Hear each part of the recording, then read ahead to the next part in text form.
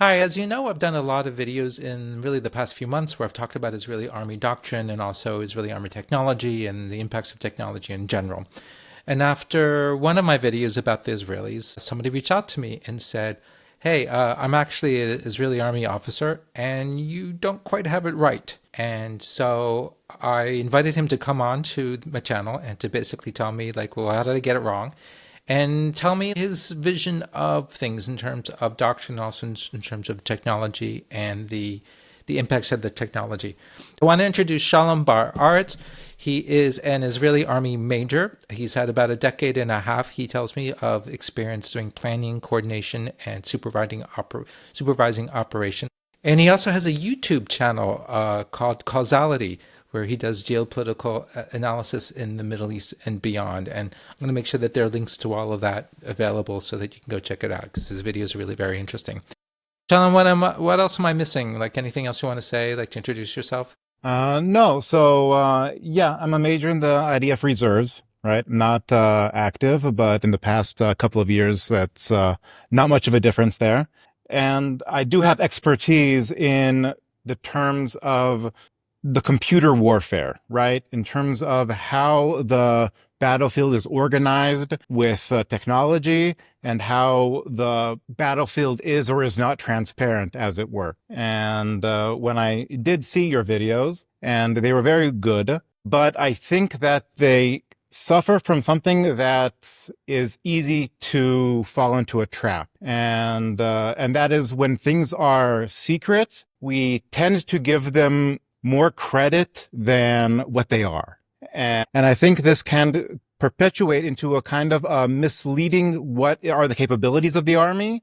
And then when you misunderstand what the capabilities of the army, you misjudge what the army was and wasn't capable of doing in a certain situation. And in Israel's case, it even leads to kind of a detrimental effect because we think that the army should be able to do so many different things, then it is judged harshly when it's not able to do those things. So there's a general argument here, which is that people give the technology too much credit and just tend to assume it does more than it really probably can. And you're also saying that I believe that this general phenomenon is exacerbated by the fact that because these systems are kind of classified and what they can and can't do is classified, so it's hard to really see. So thus, in the vacuum, we then enhance in our imaginations. Right. It's like we're attributing superpowers to this stuff that it really just doesn't have. Right. And to kind of give a disclaimer, so I'm not going to be able to go into any of the nitty-gritties of what technology can and cannot do and what we do have capabilities and what we don't have capabilities for obvious reasons. But just saying that, it kind of gives this mystique to the whole operation when theoretically, if it was writing things on paper, that would also be secret. So something being secret does not mean that it is advanced per se. And I think that the IDF has kind of worked so long to build up this mystique about it, right? And for good cause. People say we're pretty good. I don't know if we're good or not because I only know the IDF. I don't know other armies. So to compare it is really not what I'm able to do. But other people have said that the IDF is pretty good at what they do. And we put forth this idea that there are these, these miraculous operations and all these different things. And I'll get into it a little later. When you couple that with secrecy of what we can and cannot do, I think it builds up almost this false impression that we have this sort of omnipotent view of the battlefield.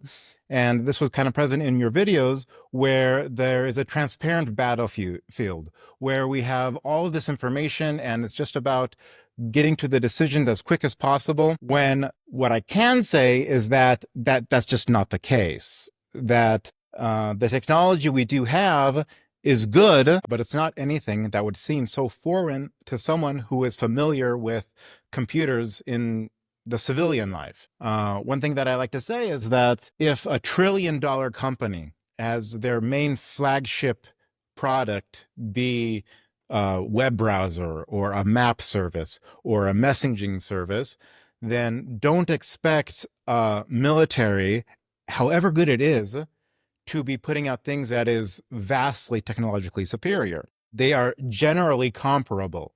So things that you would see in civilian life are comparable to what you would see in military, sometimes better, oftentimes better, because there's always going to be a delay and secrecy, and you want to make sure everything works properly before you put it into service where it's, you know, going to have life or death consequences. So there's always going to be even a delay on the advancement of that technology.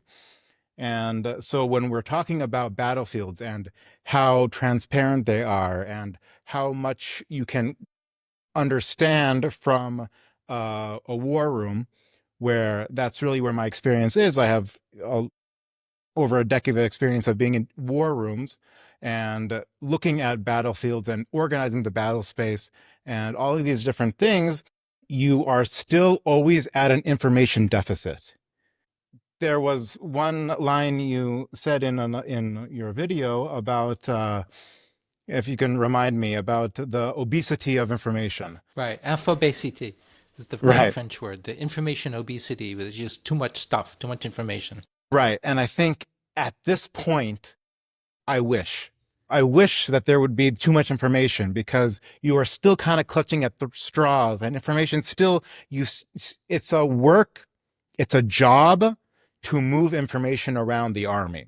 That information isn't going to flow naturally, and it's not that the system is going to bring it to you. And some things are, but it still is, at the end of the day, getting online with someone in the field and getting their perspective and finding out what they're seeing and understanding the battle space from different sides. And and so all of these tools and technology, they help. But I think we should always be careful with assigning superpowers or assigning magic to something which isn't. I'm also guilty of this. I think that I've been exposed to many different things that are either not talked about or secret or other things like that. And always beforehand, it seems like this mystical, a magical thing. And then when you actually find out the nitty gritty, it's like, okay, like, these very competent people doing interesting and amazing things, but it is just people doing interesting things.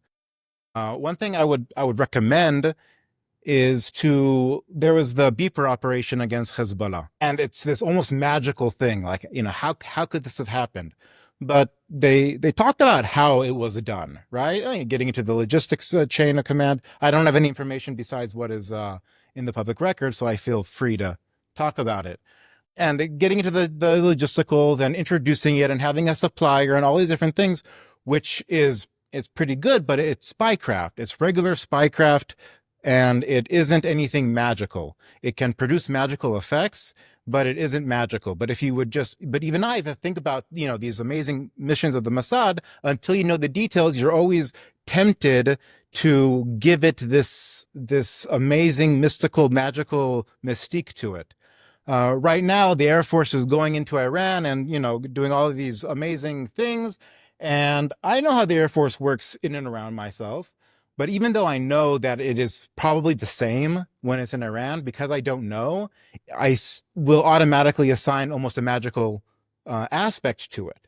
And I think we really need to refrain, because that is also detrimental to the IDF when we are assigned this supernatural ability to get things done. Because what is driving this tendency to overestimate the capabilities of the tech? One argument is maybe it's just industry, because industry is working really hard to sell this stuff, right? Hey, spend $1 billion because this stuff is magical. So of course they're going to talk about how magical it is because they want the $1 billion. It could also be that maybe culturally, militaries, some more than others, are just really into tech and want to believe that these things, like you want to believe that these things have magical capabilities because you just want to believe that you've got some magical edge.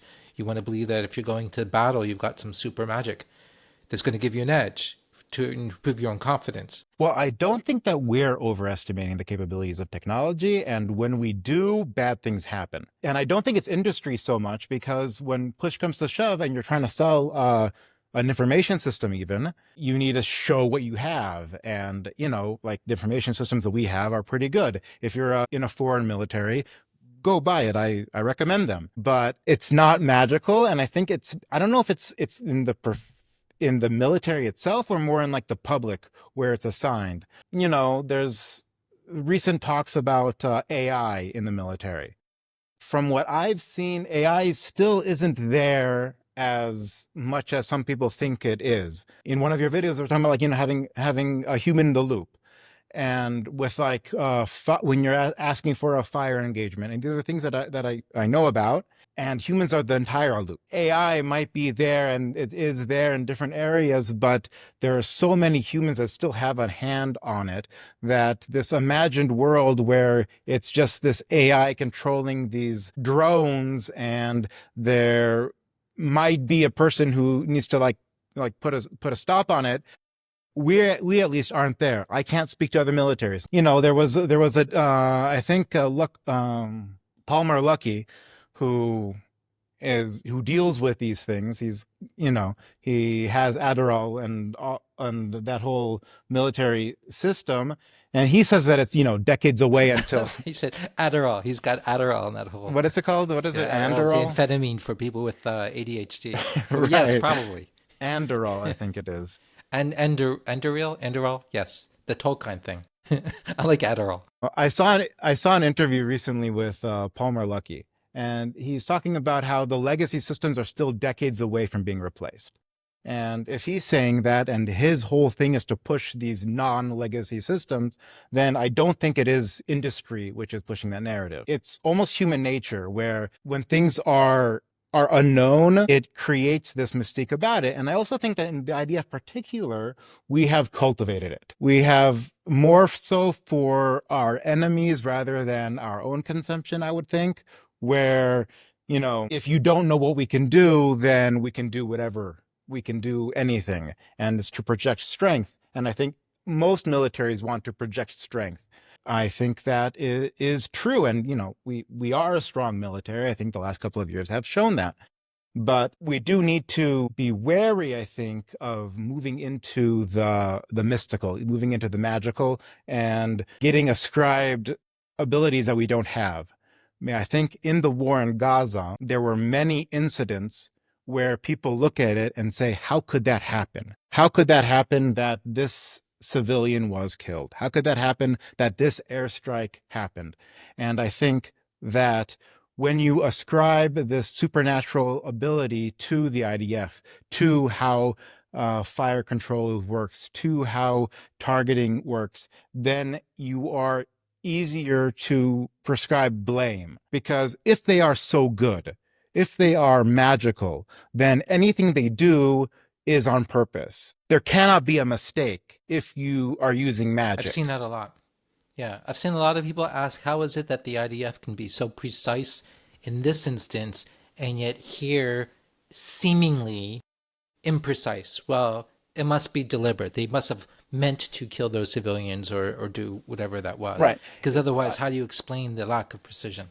I've seen that all the time. Right. And like, if for some, you can't tell me that they can pull off these missions into Iran and at the same time have a artillery shell go to the wrong place in Gaza where it's so close, where these are two completely different things, or miss October 7th even, right? And it really is, it's different things. And it's, in the end, it is a military which is made up of people, highly trained individuals, but individuals. And there can be mistakes, and there are systems and operational procedures which limit those mistakes. But at the end of the day, I would advise someone to take a look around any large bureaucratic organization they are familiar with, be it a university, be it a corporation, and understand how it works, and understand that an army isn't that much different. And it might have its own advantages,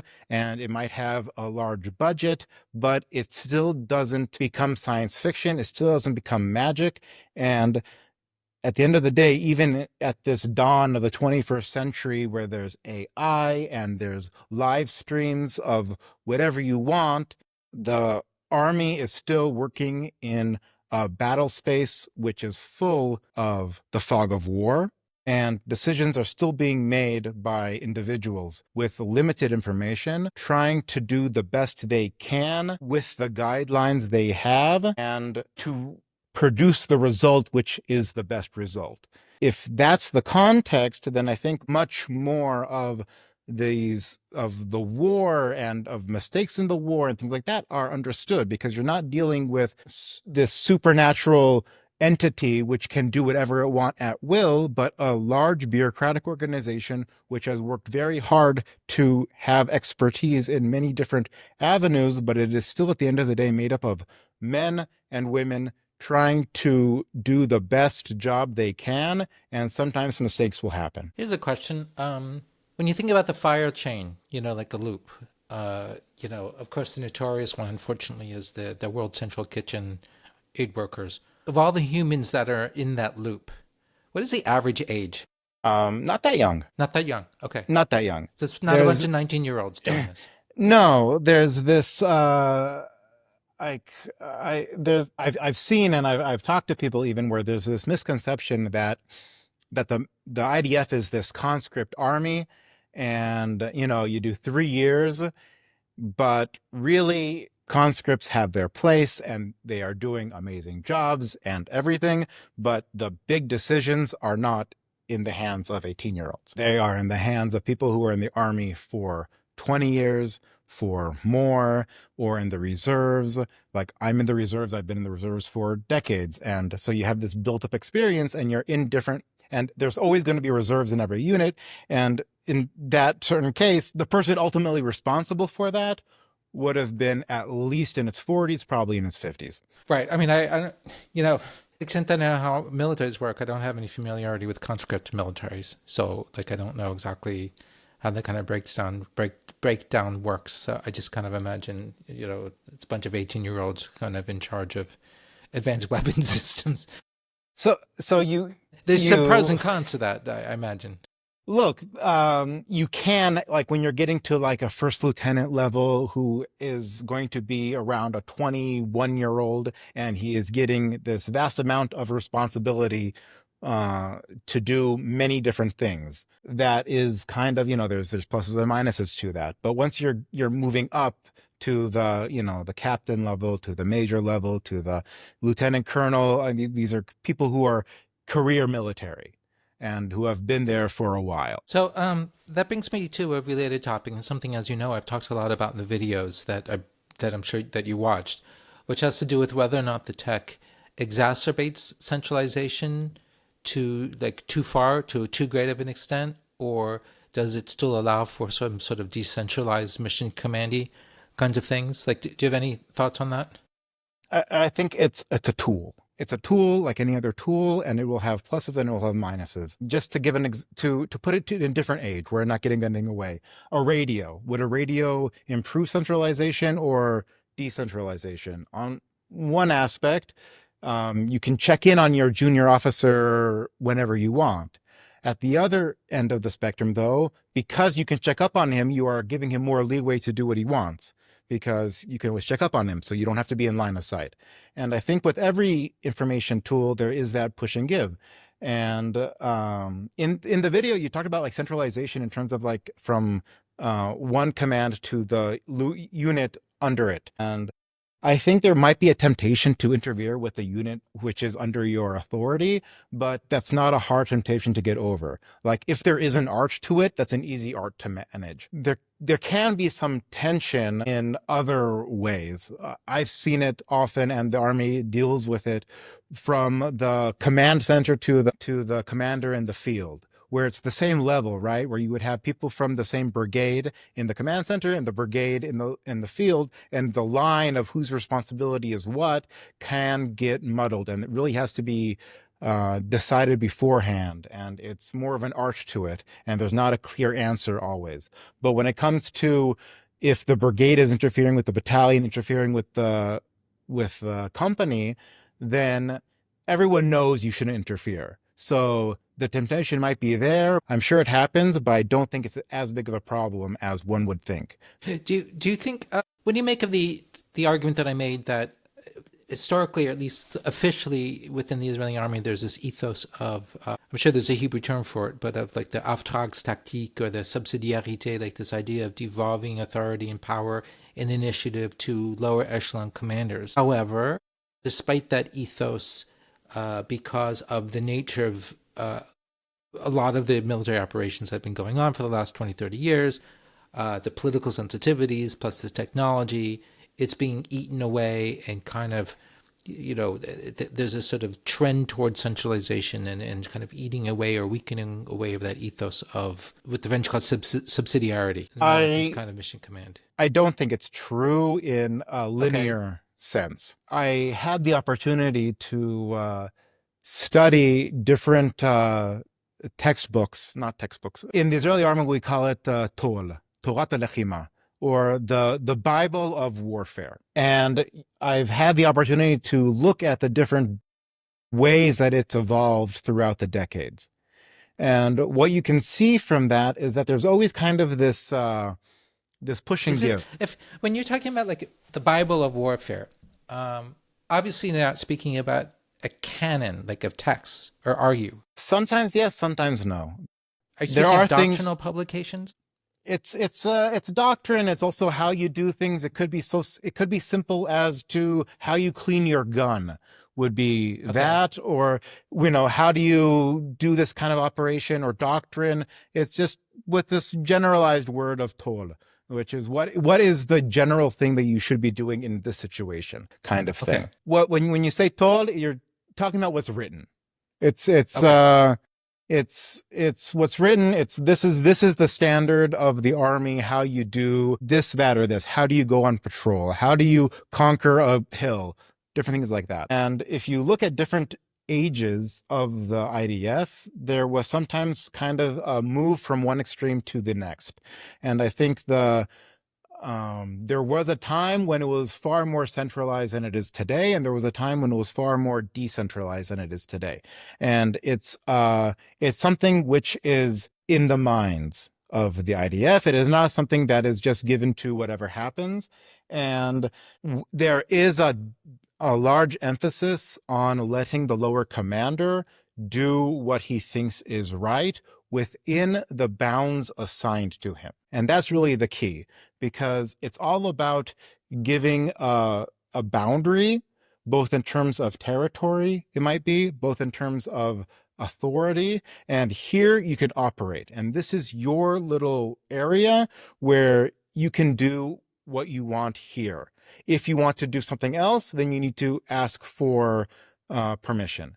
If there are some decisions which are in your authority, some decisions which are not in your authority. And by either centralizing or decentralizing, that is actually one of the main tools you to affect large areas of operations from the high command. By saying how much leeway do you give to lower echelons?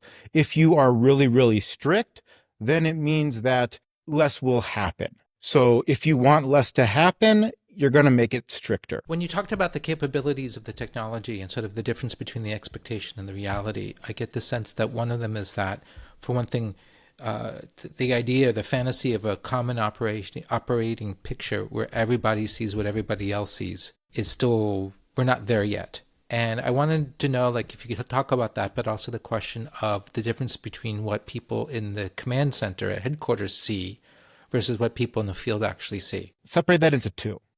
There is what technology is available, and there is what someone is able to do.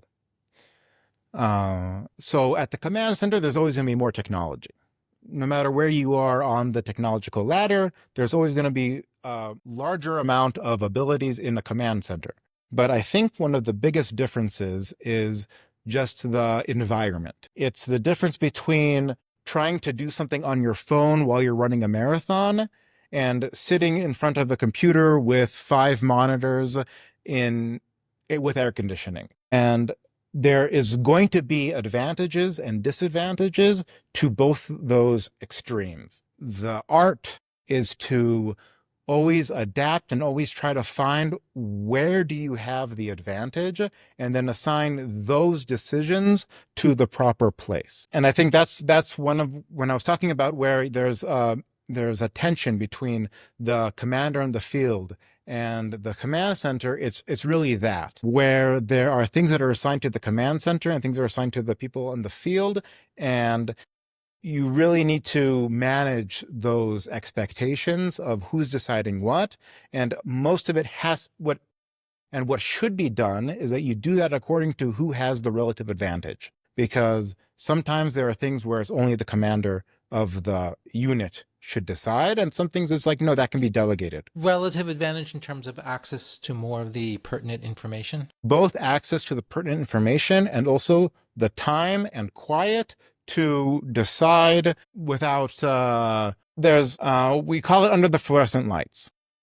And it sometimes can be used as like a gnai, insult. And we call it under the fluorescent lights. And that it kind of like started as like an insult, but it's not really anymore. Where when you are in a room with air conditioner, with everything nice and sterile, you can get to better decisions sometimes than when you're in the field, depending on what kind of decision.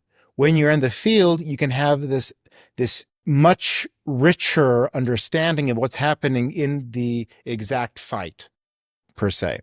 But how to organize a convoy of logistics, or how to bring in air support, or how to do all these different things might be better for it to not be taken in the field, but at one level behind under the fluorescent lights. And technology changes where you have the comparative advantage. Whereas one time, if there was no technology in the field, now there's a lot of it. So that's always going to be changing. But there's always going to be a tension between what is best here and what is best there. And that's really where the art form comes in about handling the information technology, because having the information, again, on your phone is different than having it on 4 monitors. And so sometimes your ability to give attention to the information that you have, to look at it, to respond to it, to understand it, is different depending on where you're sitting. So it sounds like a lot of thought has to be put into figuring out what information one needs to be able to present at each level, given these kinds of almost physical contextual constraints. And then with that, what kind of responsibilities can you give them? The cognitive ability of the guy running a marathon with his phone while he's trying to do stuff with his phone is going to be really very limited. That person has very limited bandwidth. So there are only certain kinds of decisions that he can make while he's doing that versus the person under the proverbial fluorescent lights. So there's a lot of thinking has to go into what information should the guy have accessible on his phone, what things can he do with his phone, and what is he expected to be able to do on his phone while he's running the marathon. And that's a constant, and that's a constant discussion, and that's a constant things that are reevaluated both in the individual unit level, both in the Army as a whole. There are schools which teach it, and there are schools which discuss it, and then there's discussions that happen in those schools, and they change. Like it's the culture of the IDF is very much a culture of learning and seeing what works, seeing what doesn't, and then trying to adapt and what works better now and what worked 10 years ago, what works today, what worked 2 months ago, and what works today. And so these are constant discussions where you're not only deciding what to do, but how to organize the information and who should be deciding on what. Sometimes the answers are simple and clear. Sometimes it takes a little more finesse to get it right. Thank you. I want to switch now to talking about strategy in Gaza, Lebanon, and Iran, because I know that you reacted to some of what I had said in my videos, I believe. So I just wanted to hear out your remarks and your thoughts about sort of the approach to this and then kind of what happened or is happening. So first disclosure, I wasn't in Gaza. I have a lot of information what happened there in terms of operational operations that were there, but I wasn't there, and I think that's important to state. I think that in the West, I've been thinking about this more, and I think that in the West and in Israel also before October 7th, we were looking for clean wars. We were looking for wars that are simple, that you can really just draw a dotted line, how to get from one point to another point, finish the war with no casualties, no problems, no hardship. And if there is a hardship, if there is a problem, then you need to rethink this whole war thing. And what October 7th did was it changed the entire calculus, where there was no longer the privilege of saying, is this war worth it or not? Because it became eminently apparent that if you do not deal with the problem, then this is an existential threat. And in my eyes, that was the big mistake that Hamas did. Israel is really good at convincing itself why we need to let things be and not go, and not actually eliminate the threat. But just look at the last 20 years and all the different incursions, IDF incursions into Gaza. Israel would always pull its punch. It was always like, no. You go in. A week later, we leave.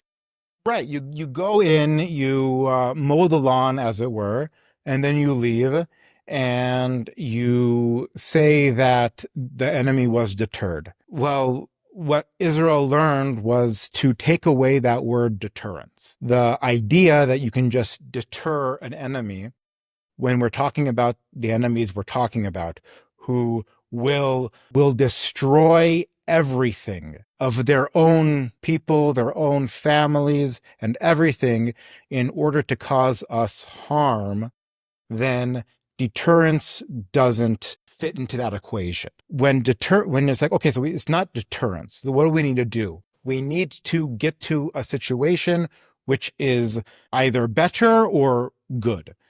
And I think that any discussion in strategy, any discussion in warfare needs to start with a couple of understandings. First, that the enemy gets a vote. Second, sometimes the enemy is very good, and sometimes the hardship that the enemy's vote will cause you, you just need to bite the bullet, and you need to get around it. And so I'm not going to go too much into like the details for obvious reasons.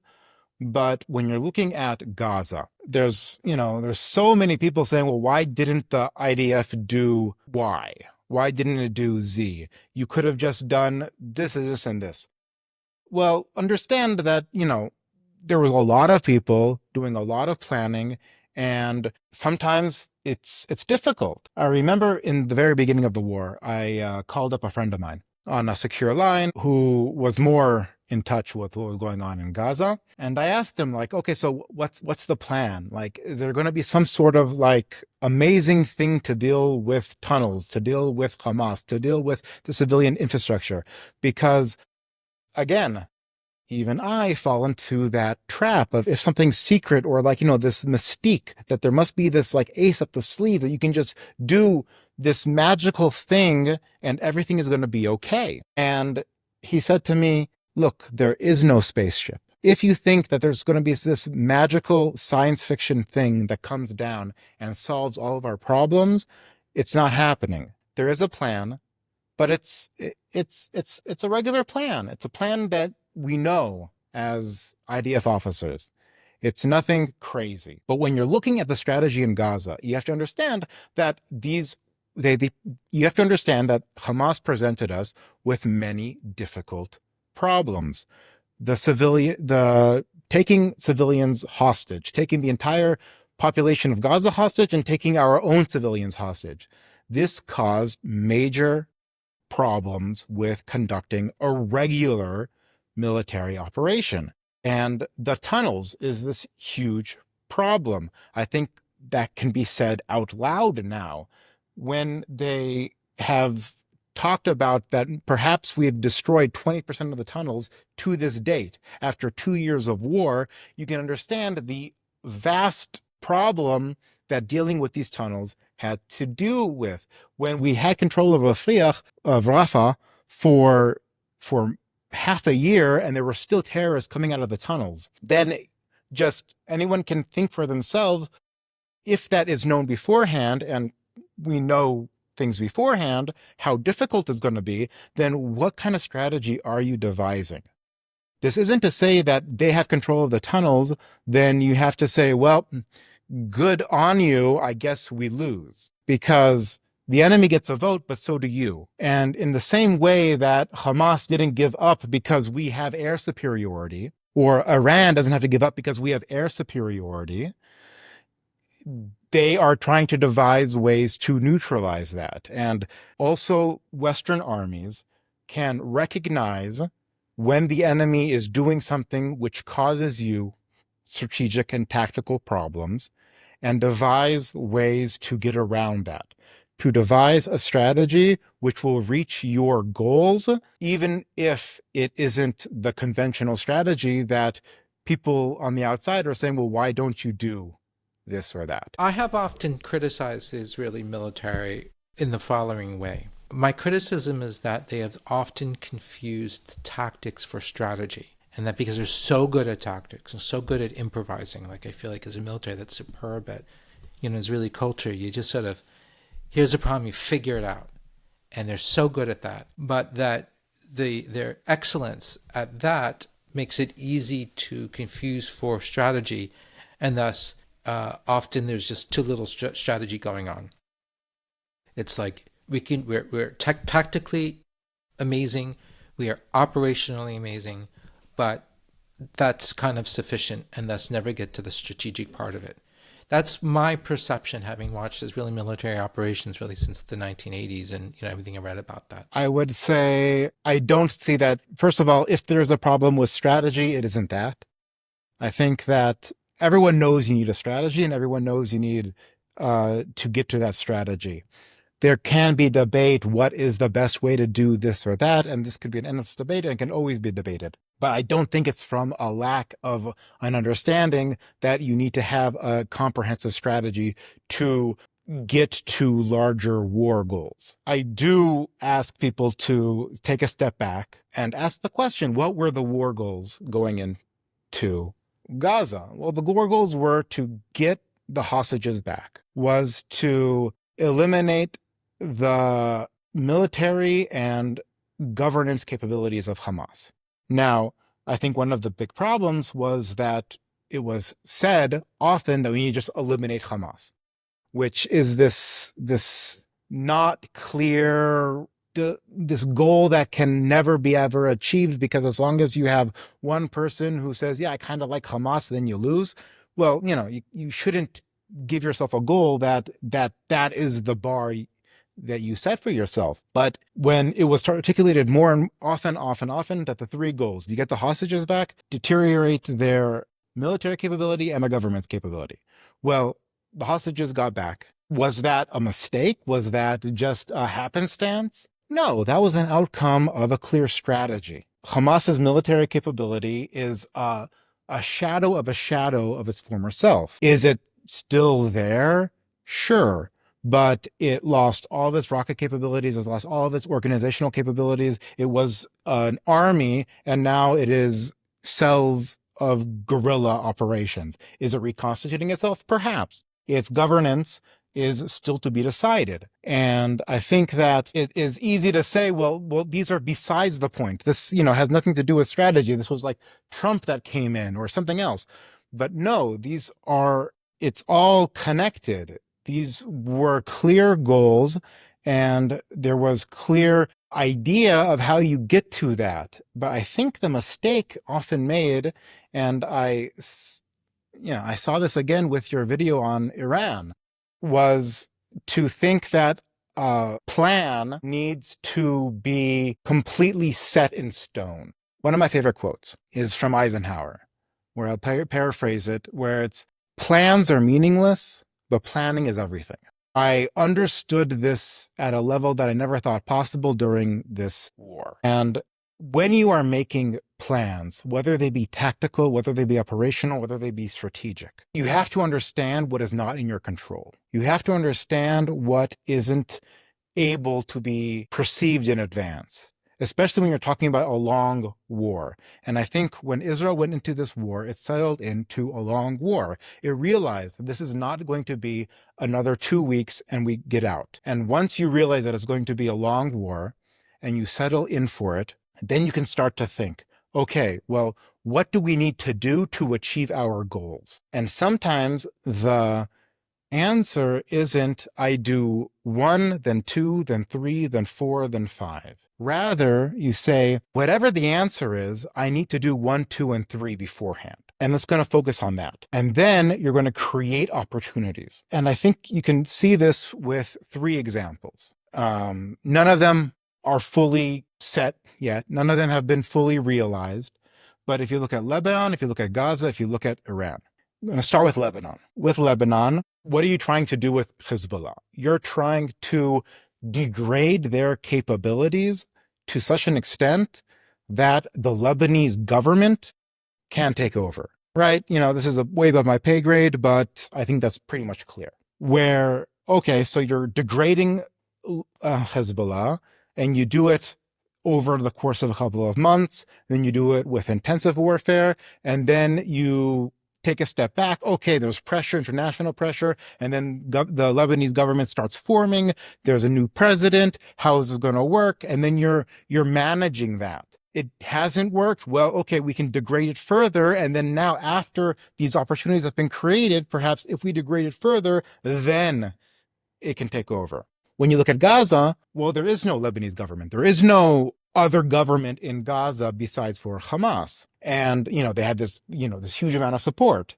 So if at the start of the war, you were going to say, my strategy is to do 1, 2, 3, 4, 5, then it's not even going to help you. It's going to, even if you have a strategy, it's going to be detrimental to say it.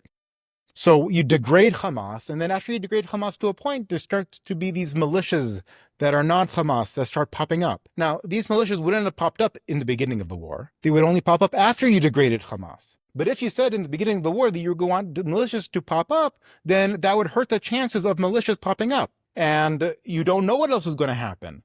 Imagine if on October 8th, we set out our goal is to have a board of peace with Trump as president being the manager of the board of peace.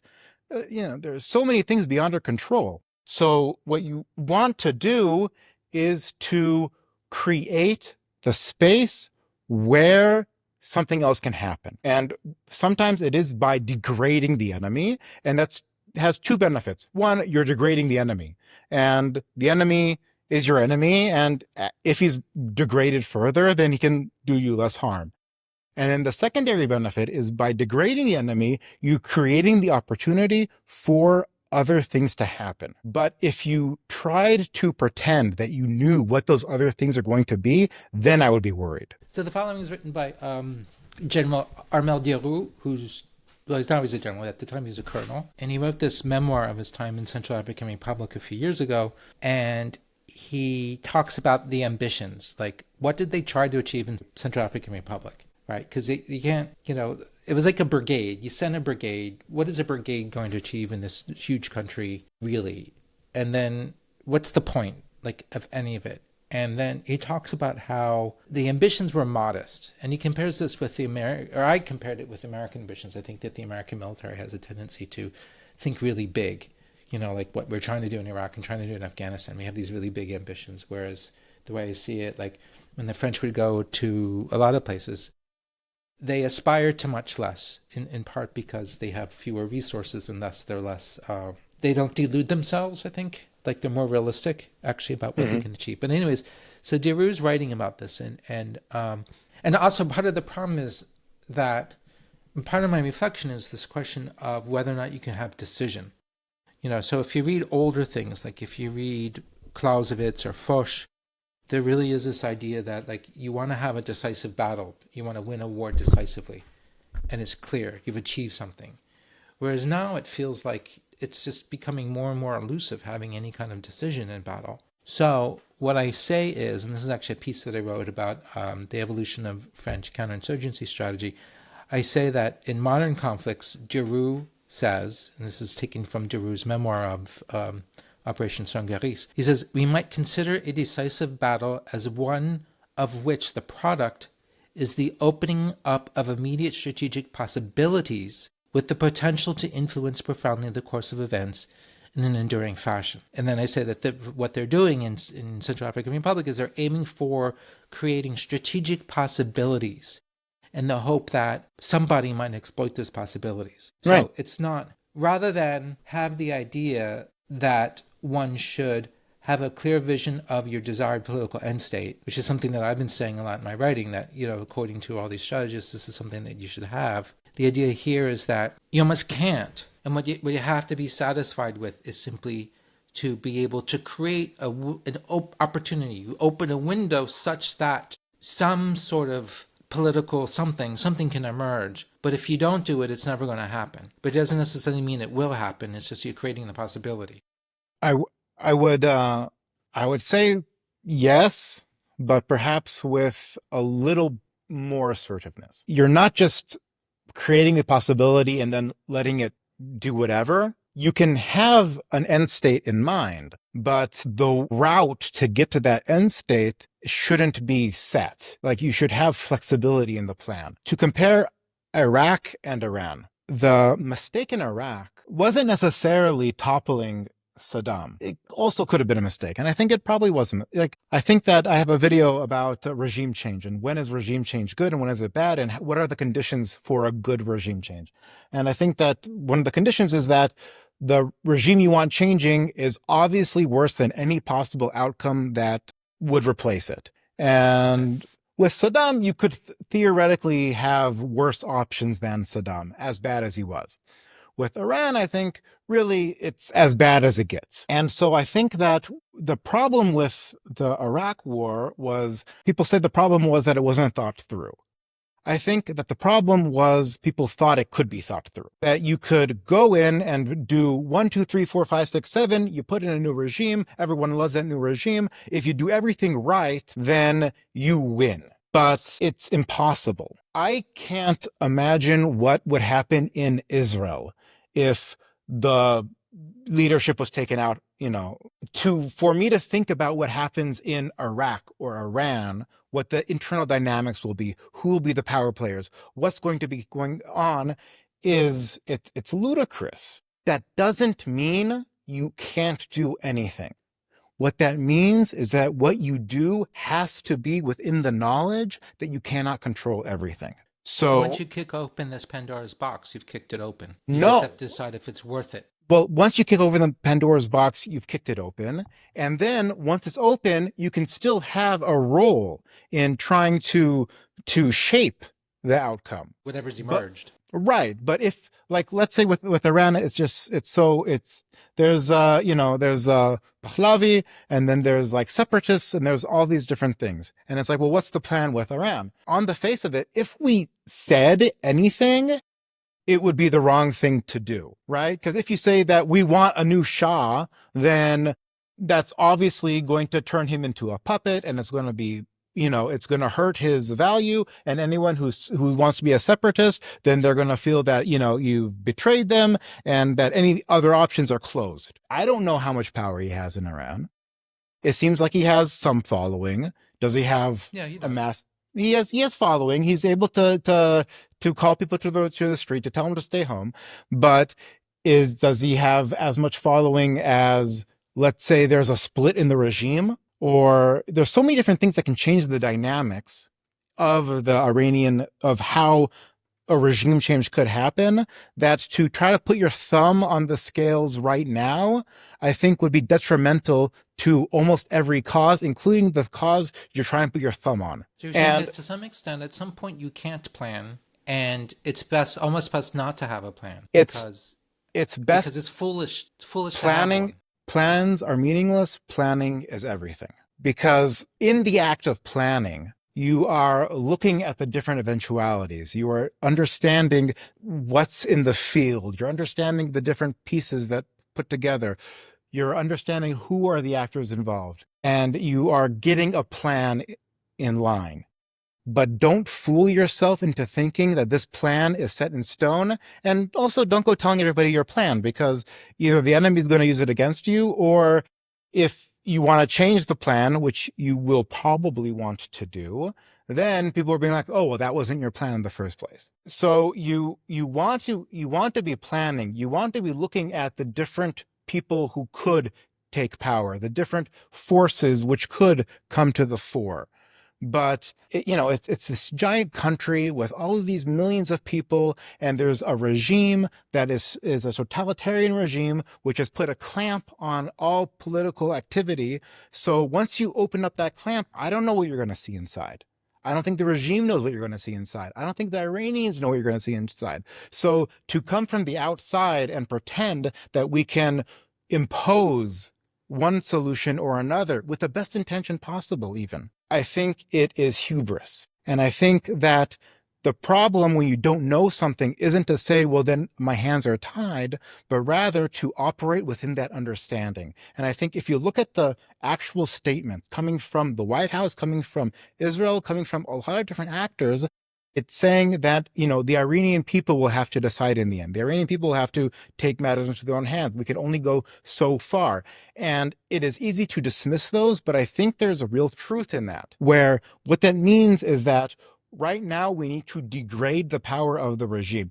Whoever will take power will need to overcome the regime. Instead of focusing on who is that person who will take power, focus on degrading the regime. And so you're attacking different targets, you're degrading the regime here and there, and it's a giant country, so there will be, there's all of these different targets. And I think we've entered the long, unsexy middle of the war, where each individual target isn't newsworthy almost compared to like the initial decapitation strikes and everything else. But the cumulative mass of that will hopefully degrade the regime to a point where whatever it is that emerges can have the political space to do so, to have the political space to make a change. Will that happen? I don't know. And I think that the saying I don't know is something that both in the military and in civilian life also is something that we need to do more of. To admit when you don't know, and not to use that as an excuse for an action, but rather as a framework for how you proceed. And so you leave inflexibility because you don't know. You don't try to force your own solution on a foreign country because you don't know. But you do know that if you affect the system in a certain way, if you open the door, be it Pandora's box or not, for a different actors, separatists or protests or what have you, then hopefully it'll get to a solution which is better than what is now. And because if there was an obvious ability for what would replace the regime to be worse than the regime, then I would say maybe don't open that door. If the regime is so bent on like destruction of both Israel, America, and the entire West, what would be worse than that? So you want to work for something that would be the best for the Iranian people, not simply because you're altruistic, but also because, in my mind, the best thing for the Iranian people would be a liberal democracy and a free capitalist state and all of these, things which I think are pretty good. And that would also serve our interests. And so you're trying to get the end state is something which serves everybody's interests, but don't try to force one solution or another of how you get there, is what I'm trying to say. And one other thing is that in the media, we're so often looking at what's wrong. Right? You have the Straits of Hormuz, and they're closing the Straits of Hormuz, and how is that happening? And they are able to shoot missiles, and they're able to do all of these things. I think that, again, these are our problems. Like tunnels in Gaza, that they have the ability to cause a problem for you doesn't necessarily mean that you say, okay, well, I guess you win. And for all of those questions, I simply ask a simple question. How would those same dilemmas play out if they were simultaneous with a war with China? if they were closing the Straits of Hormuz while a war with China was taking place, if they were launching rockets at all of their neighbors while a war with China was taking place, what would be the force that would be able to deal with it and everything else? And I think that question can explain a lot of what some people don't understand. Because if there is the real possibility of a war with China taking place, then I think a lot of what is happening in the world, be it Iran, be it Venezuela, in that context of shaping that future war makes much more sense. Thank you. Before we go, could you tell us a little bit about your YouTube channel? Right. So my YouTube channel is called Causality, and there I take a holistic view of world events, of geopolitics, leaning sometimes on my military background, leaning on my academic background, and leaning on other areas of interest. I have videos ranging from look at the international relations of Qatar and how that is formed by Islamic jurisprudence, to things about world systems and things about how Trump uses tweets to change paradigms, as well as many videos about the Middle East, Iran, and whatnot. Thank you. I urge all of my listeners who are not familiar with it to go and check out Shalom's YouTube channel. It's really very good stuff.